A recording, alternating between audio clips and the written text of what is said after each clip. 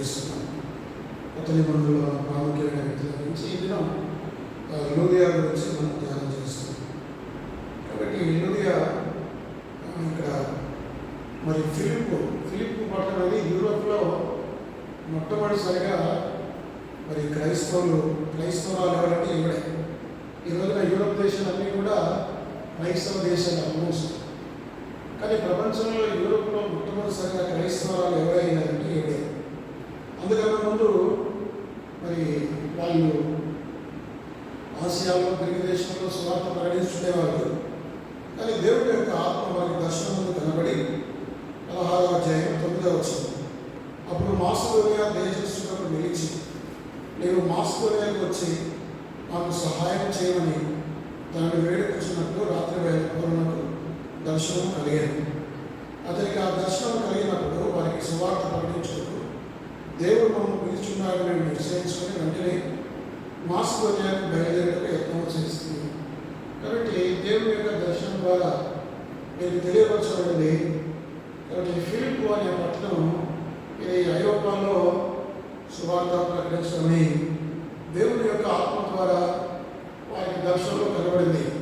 కాబట్టి మరి minor Asia దేశంలో సువార్త ప్రకటించడం జరిగింది. ఇప్పుడు సువార్త యూరోప్ ఖండానికి వెళ్ళింది. కాబట్టి ఈ ఫిలిప్ అనే పట్టణం ఇది యూరోప్ సంబంధించిన అది ఇక్కడ రాయబడిన మాట. మరి ఈ యొక్క లూదియా అనే స్త్రీ, ఆమె గురించి రాయబడిన మాటలు అపోస్తల కార్యములు 16వ అధ్యాయం మరి 12వ వచనం. మాసిదోనియా దేశంలో ఆ ప్రాంతంలో అది ముఖ్య పట్టణం. ఏ ముఖ్య పట్టణం? ఫిలిప్ అనేది ముఖ్య పట్టణం. ఈ ఫిలిప్ ముఖ్య పట్టణానికి వారు చేరుకున్నారు. తర్వాత మరి ఫిలిప్లో యూదులకు ఉండే సమాజ మందిరాలు లేవు.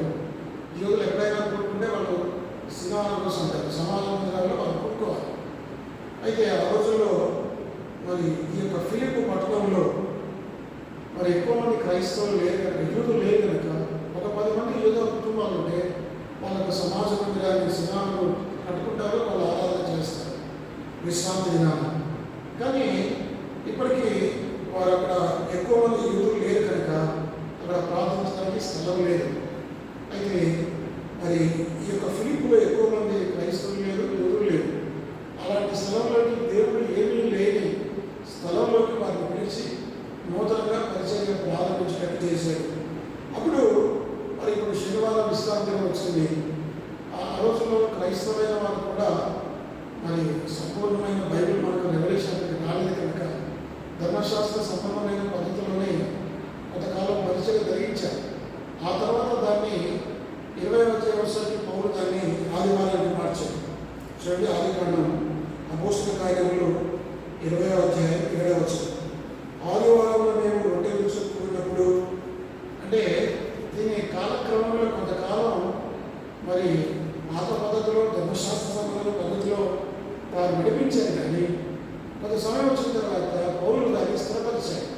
లేదు మనం శనివారం కాదు, విశ్రాంతి కాదు, ఆదివారం ప్రభు దినమని వాళ్ళు నిర్ణయించారు. అంతకన్నా ముందు వాళ్ళు ఏం చేసేవాళ్ళంటే ఈ విశ్రాంతి దినాన మీరు కలిసి ప్రార్థన చేసుకునేవాళ్ళు. అయితే ఇప్పుడు వీళ్ళ స్థలంలో ఏం చేయాలి? ఇప్పుడు పౌరులు, స్త్రీలు, కొంతమంది లూకా వాళ్ళందరూ అక్కడ ఉన్నారు. వాళ్ళకు ఆరాధన చేయడానికి విశ్రాంతి దినాన అక్కడ సమాజం అంటారు. ఇప్పుడు ఏం చేద్దాం వాళ్ళు ఆలోచించారంటే వాళ్ళకి తెలిసింది అక్కడ నదీ తీరంలో అప్పుడప్పుడు కొనుక్కుంటారని వాళ్ళకి తెలిసినప్పుడు వీళ్ళు విశ్రాంతి వాళ్ళకి వెళ్ళారు. ఆ వెళ్ళితో పాటు వారి మధ్యలో ఒక స్త్రీ వచ్చింది. చూడండి ఆ మాటలు ఆదికాండం 16వ అధ్యాయం 13వ వచనం. విశ్రాంతి దినమున గవిని దాచి నదీ తీరమున ప్రార్థన జరుగుననుకొని అక్కడికి వచ్చి కూర్చొని కూడి వచ్చిన స్త్రీలతో మాట్లాడుతుంటుంది. కాబట్టి సంగతి ఏమీ లేదు, విశ్వాసం ఏమీ లేదు. ఏదో కొంతమంది మరి క్రైస్తవ్యాన్ని ఇష్టపడే వాళ్ళు కొంతమంది అక్కడ ఉన్నారు. వాళ్ళకి అర్థమైంది శనివారం విశ్రాంతి నదీ తీరంలో ప్రతి వారం వెళ్ళుకుంటుంటారని తెలిసింది వాళ్ళకి. ఇప్పుడు పౌలు, సీలలు, లూకా వీళ్ళందరూ కూడా అక్కడికి వెళ్ళారు. అక్కడికి వెళ్ళి మరి ఆరాధన చేయడం, ప్రార్థన చేయడం మొదలుపెట్టారు. అక్కడ కొంతమంది స్త్రీలు వచ్చారు. ఆ స్త్రీలలో ఒక ప్రాముఖ్యమైన స్త్రీ లూదియా. ఆమె పేరు 14వ వచనం, లూదియాలో దైవభక్తి గల స్త్రీ విరుచుండెను. చూసారా? అయితే మారు మనసు రక్షణ లేదు, కానీ ఆమెకేముంది? దైవభక్తి ఉంది. దైవభక్తి వేరు, మారు మనసు రక్షణ మొదటి వేరు. చూడండి, అపోస్తల కార్యములు 10వ అధ్యాయం. అపోస్తల కార్యములు 10వ అధ్యాయం. ఇక్కడ కూడా కొర్నేలియు ఒక వ్యక్తి ఉన్నాడు. 2వ వచనం, 1వ వచనం. ఇటలీ పటాలమైన పటాలంలో శతాధిపతి అయిన కొర్నేలియు భక్తిపరుడు కైసరేలో ఉన్నాడు. ఇతను చాలా భక్తిపరుడు. అంత మాత్రమే కాదు, 2వ వచనంలో ఉంది, అతడు తన ఇంటి వాళ్ళందరితో కూడా దేవుని యందు భయభక్తులు గలవాడే ఉండి ప్రజలకు బహుధర్మము చేయొచ్చు, ఎల్లప్పుడూ దేవునికి ప్రార్థన చేయవాడు. ప్రార్థన చేస్తున్నాడు, దాతనం చేస్తున్నాడు, భక్తిపరుడు. తన ఇంటి బాధ అందరూ బాగానే ఉన్నది, కానీ రక్షణ మారు మనసు గురించి వాళ్ళకి తెలియదు. కాబట్టి దైవభక్తి ఉన్నంత మాత్రాన భక్తి కొన్నిసార్లు అది నిజమైన భక్తి కాకపోవచ్చు. కొత్త నిబంధనలో అపోస్తలులు చూపించిన భక్తి కాకుండానే కొంతమంది భక్తి పనులు అనుకుంటారు. అయితే ఈమె భక్తి పనులే వాక్యం చెప్తుంది. ఆమె భక్తి పనులు అంటే భక్తి అని అర్థం ఏంటంటే దేవుని మీద ఆసక్తి. దేవుని మందిరానికి వెళ్ళాలి, మరి దేవుని ప్రజలతో కలుసుకోవాలి, సహవాసం చేయాలి, వాక్యం వినాలి, ప్రార్థన చేయాలి. ఇది ఒక భక్తి. దీని 3వ భక్తి అనలేదు, కానీ భక్తి అయింది. ఆ భక్తి ఆసక్తి ఉంటే చాలు, దేవుడు కార్యం చేస్తాడు. ఏ భక్తి ఏ ఆసక్తిలో దేవుడు ఏం చేయాలి కదా. కాబట్టి ఈ స్త్రీ దైవభక్తి అయిన స్త్రీ అని దేవుడు వాక్యం ఉంది. ఏమన్నా గుణలక్షణాల నుంచి మనం చూస్తే ఆమె దైవభక్తి అయిన స్త్రీ అని చెప్పవచ్చు.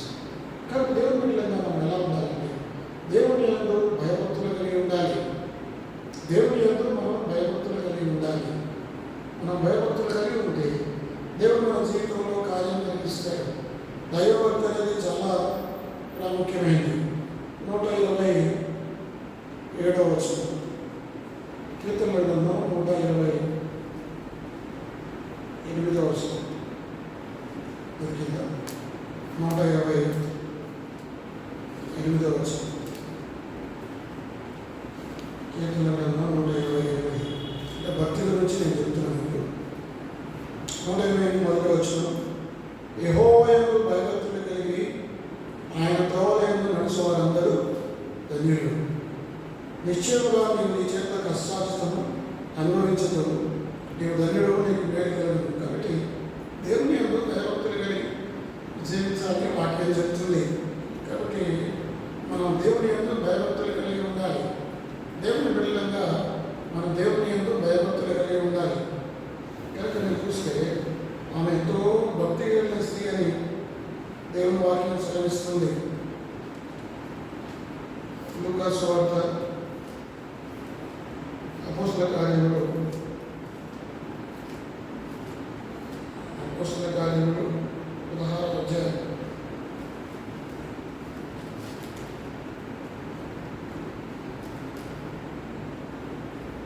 అపోస్తల కార్యములు 16వ అధ్యాయం మనం చదివినప్పుడు, అపోస్తల కార్యములు 16వ అధ్యాయం, దైవభక్తి గల స్త్రీ.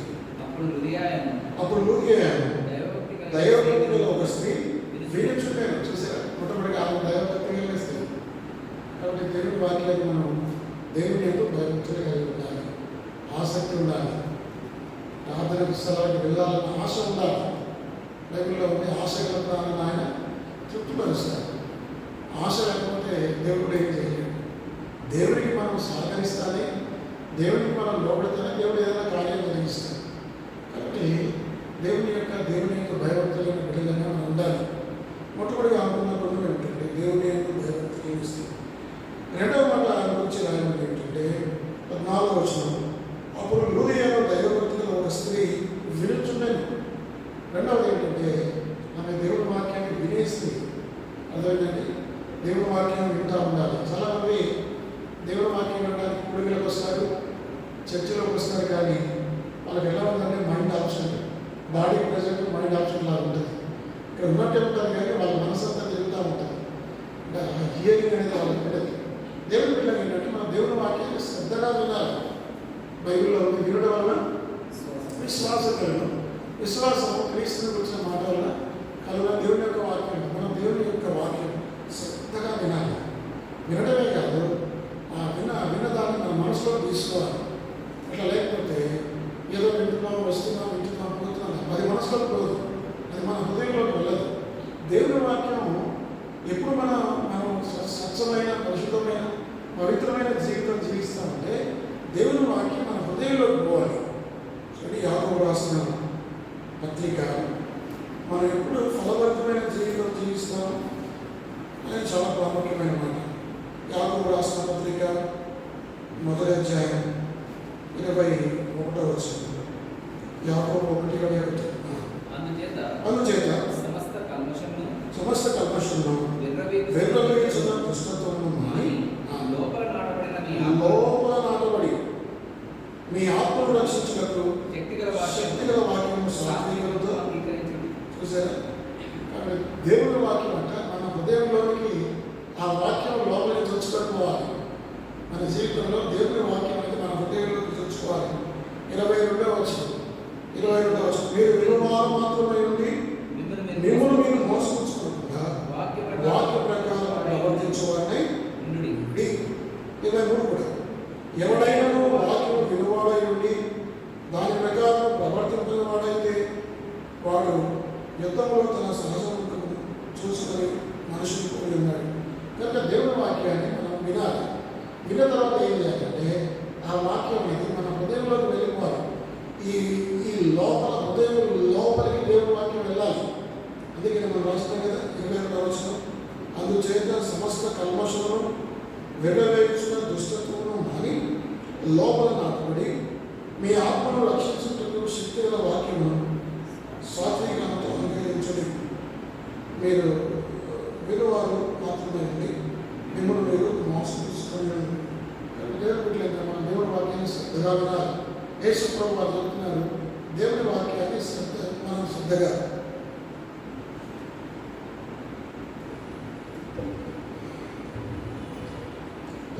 మత్తయి సువార్త 13వ అధ్యాయం. అంటే ఎలా వినాలో మనం చాలాసార్లు చర్చకు వస్తా వింటాం, కానీ ఎలా దేవుని వాక్యం వినాలని యేసు ప్రభువు చెప్తున్నారు. మరి వింటాం, కానీ ప్రభు చెప్పినట్టుగా మనం వినాలి. మత్తయి సువార్త 13వ అధ్యాయం. మత్తయి సువార్త 13వ అధ్యాయం 9వ వచనం. చెవులు గలవాడు విను కాక. కాబట్టి దేవుని వాక్యాన్ని మనం శ్రద్ధగా వినాలి. చెవులు ఉన్నవాడికి మనకు ఆత్మీయమైన చెవులు ఉంటే ఆత్మీయమైన సంగతులు వింటాం, గ్రహిస్తాం, అర్థం చేసుకుంటాం. భౌతికమైన చెవులు ఉంటే భౌతికమైన సంగతులు మనకు అర్థమవుతాయి. ఆత్మీయ సంగతులు గ్రహించాలి. ప్రభు చెప్తున్నాడు, చెవి గలవాడు వినుడు కాక. ఈ చెవి కాదు, ఈ చెవి ఇది దురద చెవులు, ఇవి ఏ పడితే వింటాయి. ఇది కాదు, ఆత్మీయమైన సంగతులు ఆత్మీయమైన చెవులు మాత్రమే గ్రహిస్తాయి. కాబట్టి దేవుని వాక్యాన్ని శ్రద్ధగా వినాలి. ఇది యొక్క లూదియా అనే స్త్రీ దేవుని వాక్యాన్ని శ్రద్ధగా వినేస్తుంది. పూర్వ రోజుల్లో రిటర్న్ బైబిల్ లేదు. వాళ్ళు ఒకరి ద్వారా ఒకరు వినేవాళ్ళు, వినుకుంటూ వారు మార్పు మనసు రక్షణ పొందేవాళ్ళు. కాబట్టి ఆ స్త్రీ ఎలాంటిదంటే దేవుని వాక్యాన్ని వినేస్తుంది. ఇప్పుడు తెలుసా, ఇంగ్లీష్లో పాట ఉంది, హియరింగ్కి లిజనింగ్కి చాలా తేడా ఉంది. హియరింగ్ అంటే ఏమిటంటే శ్రద్ధగా కీగా వింటాం. లిజనింగ్ అంటే ఏమిటంటే మామూలుగా వింటాం. లిజనింగ్ అంటే నార్మల్గా వింటాం. హియరింగ్ అంటే డీప్గా వింటాం. కాబట్టి ఈ లూదియా అనేస్తే ఎలాంటిదంటే దేవుని వాక్యాన్ని శ్రద్ధగా వినాలి. అప్పుడు అందుకే బైబిల్లో ఉంది, యోహాను సువార్త 5వ అధ్యాయంలో ఉంది, నా మాట విని నన్ను పంపిన వారు విశ్వాసం ఉంచేవాడు నిత్య జీవం గలవాడు. కాబట్టి యేసుక్రీస్తు వారి మాట వినాలి. ఇక్కడ వినడం వల్ల విశ్వాసం కలుగుతుంది, విశ్వాసం వల్ల రక్షణ కలుగుతుంది, రక్షణ వల్ల నిత్య జీవం కలుగుతుంది. కాబట్టి అన్నింటికి మూలం దేవుని వాక్యం వినాలి. ఆ రోజుల్లో దేవుని వాక్యం వినేవాళ్ళు. ఈ రోజులో మనం ఇక్కడ ఏం చేస్తామంటే దేవుని వాక్యాన్ని చదువుతాం, దేవుని వాక్యాన్ని ధ్యానిస్తాం. అంటే పుస్తకం 66 గ్రంథాల పుస్తకం కాబట్టి ఆ రోజుల్లో లేదు. కాబట్టి వాళ్ళు ఏం చేస్తున్నారు, వినేవాళ్ళు. ఈ రోజులో కూడా చాలామంది చర్చికి వచ్చి దేవుని వాక్యం వినడం ద్వారానే వారు వాదనలుచుకుంటున్నారు. ప్రత్యేకమైన కోరికలు, స్పెషల్ మీటింగ్స్ పెట్టి ఆల్టర్ కాల్ ఇస్తారు. దేవుని వాక్యాన్ని విన్న తర్వాత ఆ విన్న వాక్యం హృదయంలో కార్యం జరిగిస్తుంది. అప్పుడు పరిశుద్ధాత్మ దేవుడు వారిని రక్షించుకోవడానికి సహాయం చేస్తుంది. కాబట్టి వినడం అనేది చాలా ప్రాముఖ్యం. కేర్లెస్గా మనం ఉండకూడదు. దేవుని మందిరానికి వెళ్ళి దేవుని వాక్యాన్ని చదవాలి, దేవుని వాక్యాన్ని చదవాలి. కాబట్టి ఈ లూదియా గురించి మనం ధ్యానిస్తున్నాం. అపోస్తల కార్యంలో ఆ స్త్రీ ఎలాంటిదో మనం ఆమె గుణగణాలు ఆమె క్యారెక్టరిస్టిక్స్ మనం స్టడీ చేస్తున్నాం. మొట్టమొదటి ఆమె దైవభక్తి గల స్త్రీ. మొట్టమొదటిగా ఆమె ఎలాంటిది? దైవభక్తి గల స్త్రీ. మనం కూడా దైవభక్తి కలిగి ఉండాలి. రెండవది ఎలాంటిదంటే ఆమె దేవుని వాక్యం వినే స్త్రీ. చాలా ప్రాముఖ్యం. దీన్ని బట్టి మనం ఏం చేయాలంటే దేవుని మందిరానికి వెళ్ళాలి. వారికి సరైన అవసరం లేకుండా, సరైన మందిరం లేదు, సరైన అవకాశం అయినప్పటికీ సరే వాళ్ళ దేవుని మందిరాన్ని ఆ నదీ తీరంలో కూర్చొని వాళ్ళు ప్రార్థన చేసుకుంటున్నారు. కాబట్టి దేవుని వాక్యాన్ని వినటం, దేవుని వాక్యాన్ని ధ్యానించడం, దేవుని వాక్యాన్ని బోధించడం ఇది చాలా ప్రాముఖ్యం. మన జీవితాన్ని మార్చిన శక్తివంతమైన దేవుని వాక్యం. రెండవది దేవుని వాక్యాన్ని వినిపించిన స్త్రీ. మూడవది ఆమె ఎలాంటిదంటే ఆమె ఒక business women. She was a business women. అంటే ఆమె వాళ్ళ సొంత ఊరు తొలితేర. మీకు తెలిసి 7 సంఘాలు ఒక సంఘం ఉంది. ఆ సంఘం మీద తొలితేర.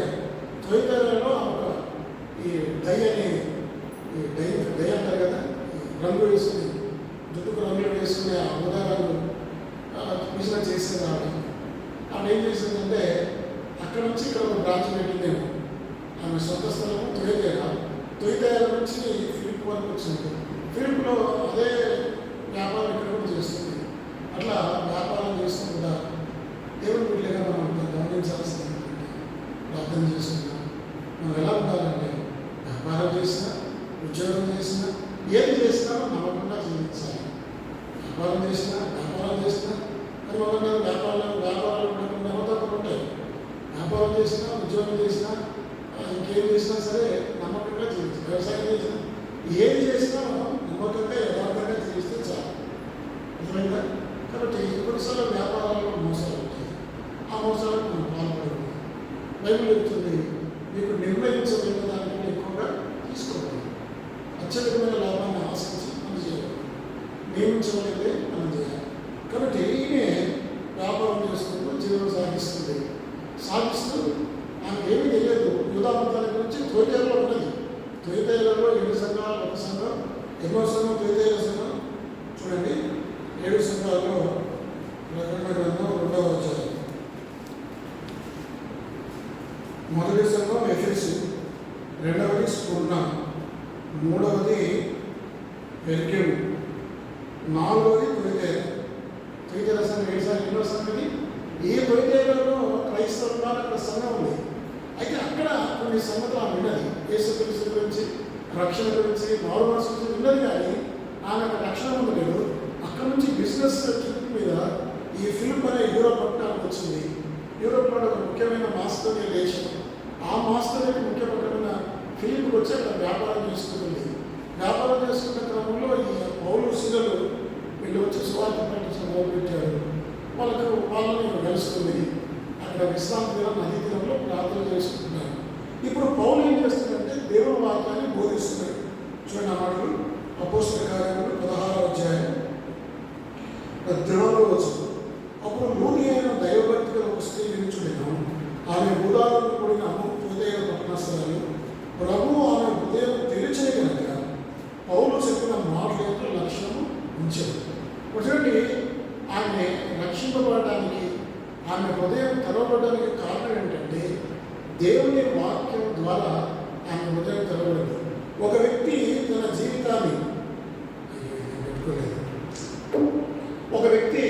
జీవితాన్ని ప్రభువుకు అంకితం చేయాలంటే, మారు మనసు పొందాలంటే మనం మనుషుల మాటలు ఉంటే కబుర్లు ఎన్ని చెప్పుకున్నా మనసు రాదు.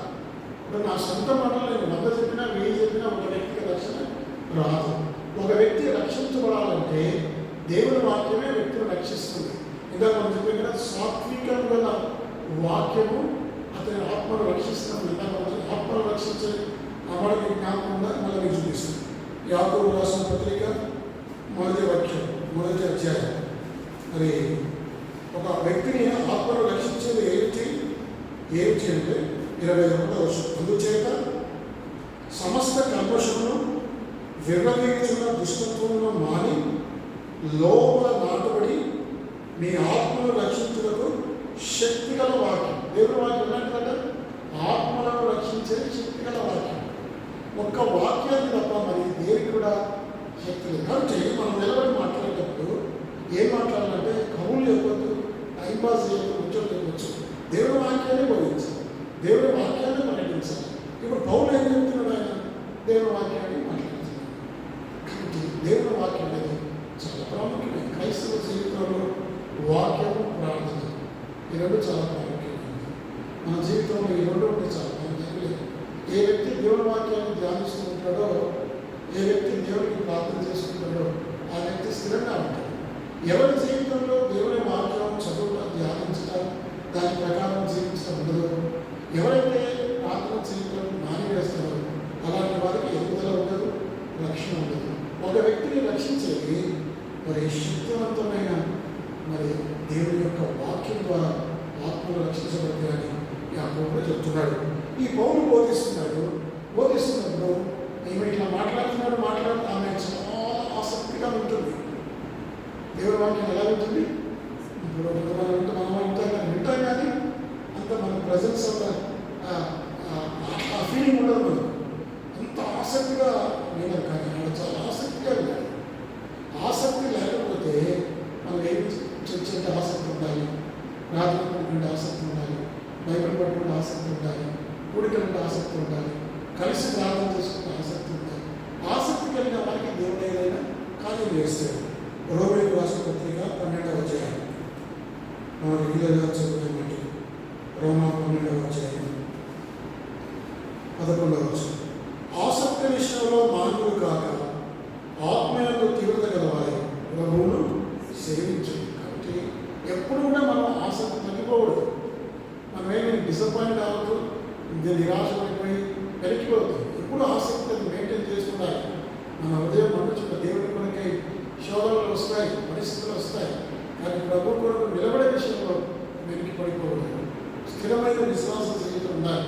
కొన్ని రోజులు బైబిల్ చదివి ప్రార్థన చేసి మళ్ళీ కొన్ని రోజులు బైబిల్ చదివిన పక్కన పెట్టి అట్లా పడుతూ లేస్తూ సముద్ర ధరని అట్లా ఉండకూడదు. కాన్స్టెంట్ లైఫ్ మనకు ఉండాలి. దేవుని వాక్యం ప్రతిదినం చదువుకోవాలి, ప్రతిదినం ప్రార్థన చేసుకోవాలి. అలాంటి వాళ్ళు రక్షించబడతారు. అలాంటి వారి జీవితంలో కార్యాలు ఇస్తారు. ఎప్పుడైతే దేవుని వాక్యం వింటా ఉండదు దేవుడు ఆమె హృదయాన్ని తెరిచాడు. అంటే తన హృదయాన్ని దేవుడు ఇచ్చేసింది. అర్థమైందా? చూడండి, ప్రకటన గ్రంథం 3వ అధ్యాయం 20వ వచనం. ప్రకటన 3:20. నేను తలుపు వద్ద నిలుచుండి తట్టుచున్నాను, ఎవడైనా నా స్వరం విని తలుపు తీసుకెళ్ళా, నేను అతని ఎదుకు వచ్చి అతనితో నాతో కూడా అతని భోజనం చేయను. ఎలా పొందుతాడు దేవుడు మన హృదయాన్ని? దేని ద్వారా? దేవుని వాక్యం ద్వారా హృదయాన్ని తలుపుకుంటాడు. అంటే తలుపుకుంటాడు అంటే దేవుని వాక్యాన్ని మనకు బోధించదు. అప్పుడు దేవుని వాక్యం వినిపించినప్పుడు మన హృదయం తెరవడాలి. హృదయాన్ని యేసుప్రభువుని రక్షకుడు అంగీకరించాలి. మన హృదయాల్లో ఆయన చేర్చుకోవాలి. అందుకని మన హృదయాలు ఏముంటాయి? మన హృదయంలో ఇద్దరు ఉంటారు. యేసుప్రభువు అంటే పాపాలు ఉండవు, పాపాలు అంటే యేసుప్రభువు ఉంటారు. చూడండి, మార్కు సువార్త 7వ అధ్యాయం 21వ వచనం. అది కూడా మీకు బాగా తెలిసిన మాట. మార్కు సువార్త 7వ అధ్యాయం 21. లోపల నుండి ఒకసారి చదువుతుంది. లోపల నుండి అనగా హృదయంలో నుండి దురాలోచనలను, జాగ్రత్తలను, దొంగతనములను, నరహత్యలను, వ్యభిచారములను, లోభములను, చెడుతనములను, కృత్రిమములను, కామ వికారమును, మత్సరమును, దేవదూషణను, అహంభావమును, అవివేకము వచ్చింది. ఈ చెడాన్ని చూసారా? అంటే ఇవి అపవిత్రం. ఏంటివి? ఎక్కడ ఉంటాయి? ఇవన్నీ కూడా హృదయంలో ఉంటాయి. ఒకవేళ యేసుక్రీస్తు వారు హృదయంలోకి వచ్చారనుకోండి, ఇవన్నీ వెళ్ళిపోతాయి. మన హృదయంలో అయితే యేసు ఉండాలి, లేకపోతే పాపాలు ఉండాలి. యేసుక్రీస్తు లేకపోతే పాపాలు ఉంటాయి, చిన్న పాపాలు. కొంతమంది ఇవన్నీ ఉంటాయి, కొంతమందిలో కొన్నే ఉండొచ్చు. ఈ పాపాలు మన హృదయాన్ని ఏం చేస్తాయంటే అది అపవిత్రపరుస్తుంది. మన హృదయం అపవిత్రపరచాలి హృదయంగా ఉంటుంది. బైబిల్లో ఉండే హృదయం అన్నిటికంటే మోసకరమైనది, దాన్ని గ్రహింపగలవాడేవాడు కదా.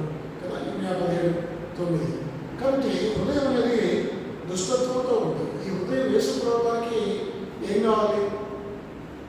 యేసుప్రభు అంటాడు, కుమారుడా ఈ డబ్బు నాకు కావాలంటాడా, లేకపోతే నీ టాలెంట్స్ నాకు కావాలంటాడా, ఈ సమయం నాకు ఇవ్వు అంటాడా, లేకపోతే నీ ట్రెజరీ ఉంటాడా? ఏం కావాలి ప్రభు గారికి? కుమారుడా చెప్పండి, నీ హృదయం నాకు. ప్రభువుకు మనం ఏం చేస్తామంటే, ప్రభు ఈ హృదయం తప్ప అన్ని ఇస్తాం. చర్చకి రమ్మంటావా? వస్తా. సమయం ఉండవా? వస్తా. కాలం ఉండవా? ఇస్తా. వాక్యం చెప్పుకుంటావా? చెప్తాను. ఇంకేం చేయమో చెప్తాను, చేస్తాను ప్రభు. హృదయాన్ని మాత్రం అడగండి. కానీ ప్రభువు కావాల్సిన హృదయం కావాలి. అపవిత్రమైన హృదయాన్ని దేవుడికి ఇస్తే ఆయన దాన్ని పవిత్రపరుస్తుంది. అర్థమైందండి? కానీ మన హృదయాన్ని ఓపెన్ చేయాలి. ఓపెన్ హార్ట్ సత్యానికి తెలుసు కదా. ఈ గుండెని ఏం చేస్తాం? కోస్తాం. అదేమో ఫిజికల్ టర్మ్స్లో మాట్లాడుతాం. మనం ఏంటంటే ఆత్మీయంగా మన హృదయాన్ని ఓపెన్ చేయాలి. మన హృదయంలో మనం వెలిగిపోవాలి. వెలిగిన హృదయం వారికి ఆయన ఆసనాన్ని 34 ఉంది. కాబట్టి మన హృదయాన్ని తన హృదయాన్ని వేసుకుని వర్తించింది. ఆమె హృదయం తెరవబడింది. చూడండి, అపోస్తల కార్యం 16వ అధ్యాయం. అపోస్తల కార్యం 16వ అధ్యాయం. పౌలు చెప్పిన ప్రభు ఆమె హృదయం తెరిచని కనుక పౌలు చెప్పిన మాటలు లక్ష్యం ఉంచాడు. ప్రభు ఆమె హృదయాన్ని తెరిచాడు. ఎలా తెరిచాడు? దేవుని వాక్యానికి ఆమె అవకాశం ఇచ్చింది. కానీ ఆమె హృదయం తెరబడింది. ఆమె మానవ మనసు. దేవుడికి ప్రాముఖ్యంగా మనం 3 ఇవ్వాలి. మత్తయి సువార్తను రాశాడు. ఆయన 3 ప్రభుకి ఇచ్చారు. మొట్టమొదటిగా తన హృదయాన్ని తెరిచాడు.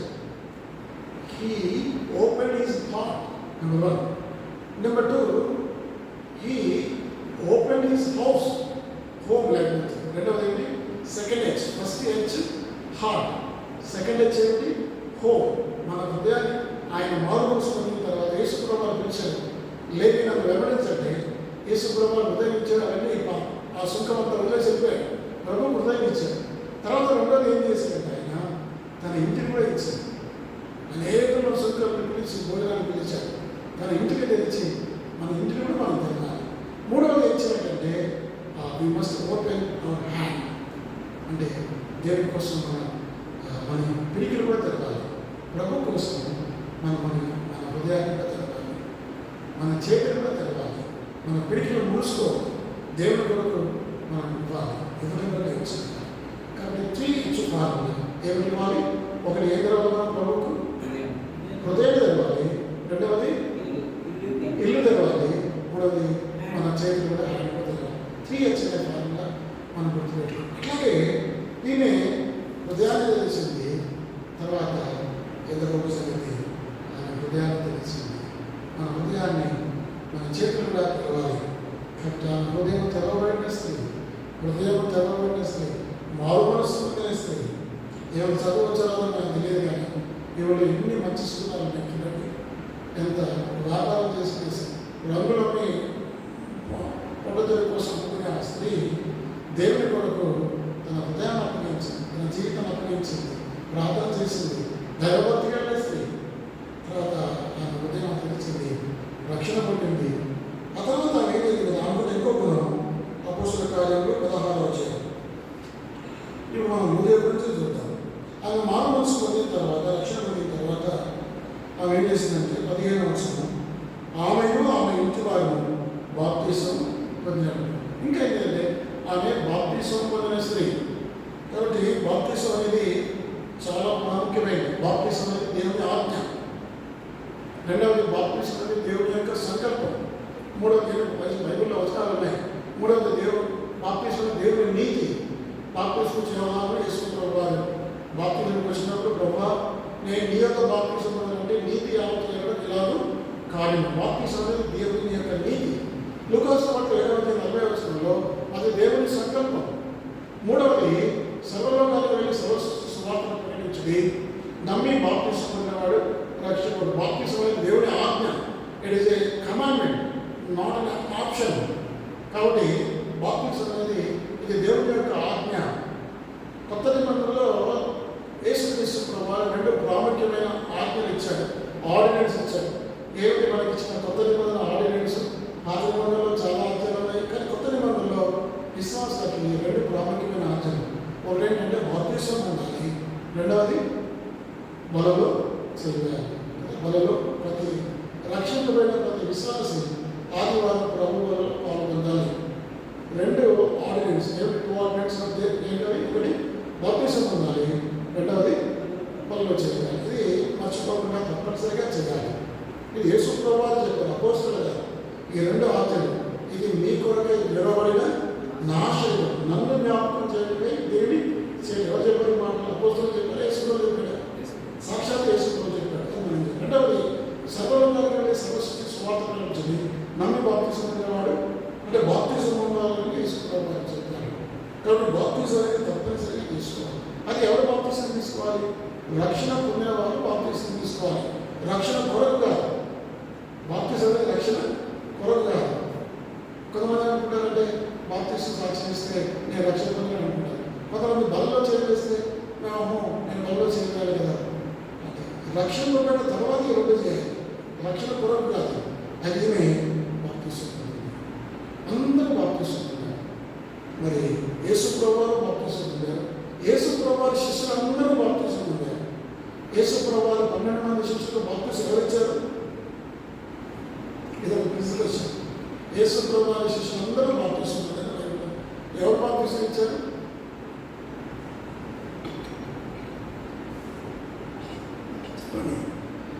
యేసు ప్రభువు 12 మంది శిష్యులు బాప్తిసం ఇచ్చే వారి ద్వారా బాప్తిసం పొందారు కదా. అమానికి చూపించిన అపోస్తల కార్యంలో మొదటి అధ్యాయం. అపోస్తల కార్యంలో మొదటి అధ్యాయం.